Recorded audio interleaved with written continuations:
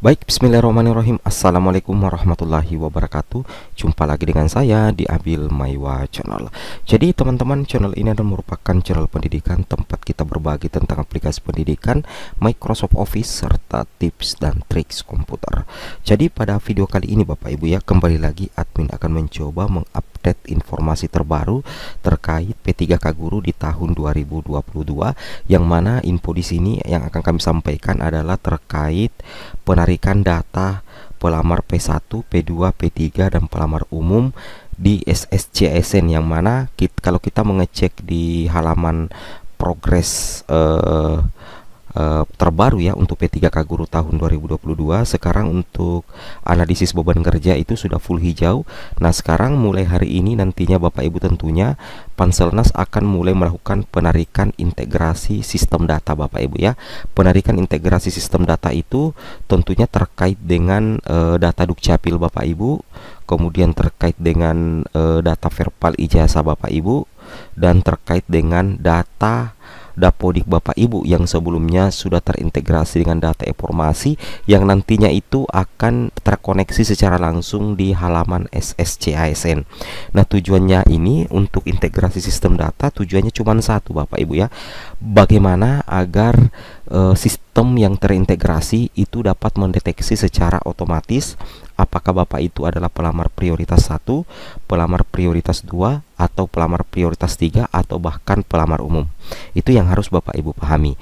Nah, ketika kita memperhatikan ini, tentunya ada beberapa data yang Bapak Ibu harus validkan ya, baik itu P1, P2, P3, dan P4. Yang pertama itu adalah sinkronisasi NIK ya.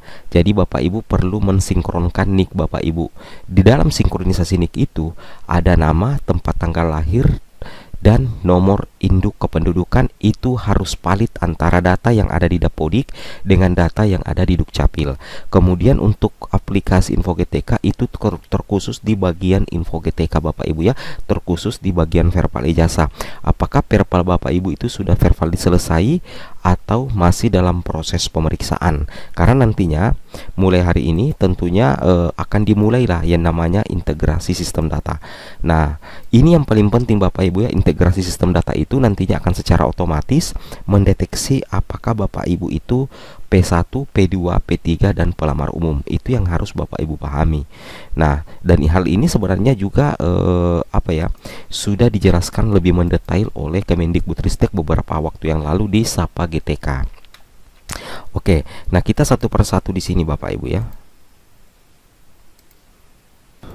Nah, yang pertama di sini yang akan ditarik atau data peserta P1, P2, P3, P4 yang akan ditarik ke portal SSCASN adalah validasi data NIK Dukcapil Bapak Ibu ya. Jadi Bapak Ibu jangan sepelekan data NIK Bapak Ibu.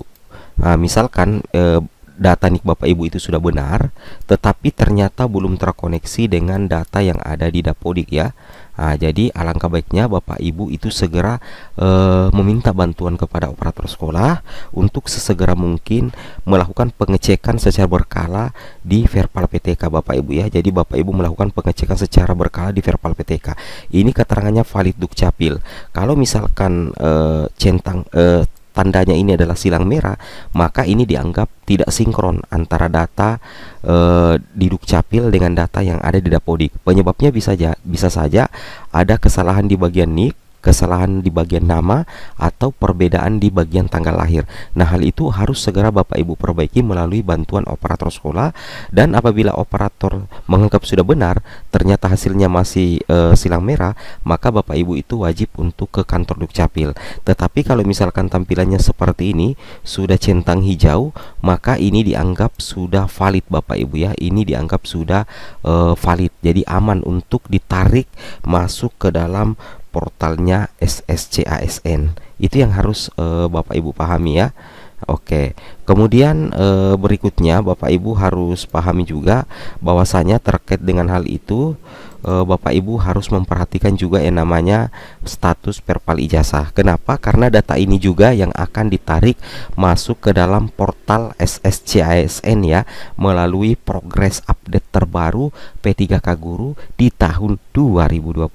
Jadi kalau misalkan posisinya seperti ini, Bapak Ibu menggunakan metode upload ya, karena ijazah Bapak Ibu ternyata belum terbaca di PD Dikti, maka sebaiknya keterangannya pasti akan menunggu proses pemeriksaan. Kalau posisinya seperti ini, Bapak Ibu bisa meminta koordinasikan langsung dengan operator dinas pendidikan bagaimana agar status perpalnya ini selesai. Meskipun kondisinya dikunci, kalau status perpalnya belum selesai, itu sebenarnya masih bermasalah Bapak Ibu ya. Dan ini harus diantisipasi karena kita memperhatikan di bagian sini Bapak Ibu ya. Di bagian sini itu sudah mulai hari ini akan ada progres baru, yaitu integrasi sistem data. Itu yang harus Bapak Ibu pahami seperti itu ya. Dan beberapa waktu yang lalu Prof Nunuk sebenarnya juga sudah mengatakan hal seperti itu Bapak Ibu ya. Itu yang harus Bapak Ibu pahami. Tetapi kalau misalkan tampilannya seperti ini, ini yang aman ya, posisinya aman seperti ini. Misalkan metodenya API atau upload, tetapi keterangan verbalnya itu selesai. Nah, berarti data Bapak Ibu mulai dari tanggal verbal, nama pada ijazah, nomor pada ijazah, nomor induk mahasiswa, nama perguruan tinggi, berarti ini sudah dianggap valid Bapak Ibu ya. Dan memang valid ketika Bapak Ibu cocokkan dengan data pribadi Bapak Ibu. Itu yang harus Bapak Ibu pahami ya, seperti itu.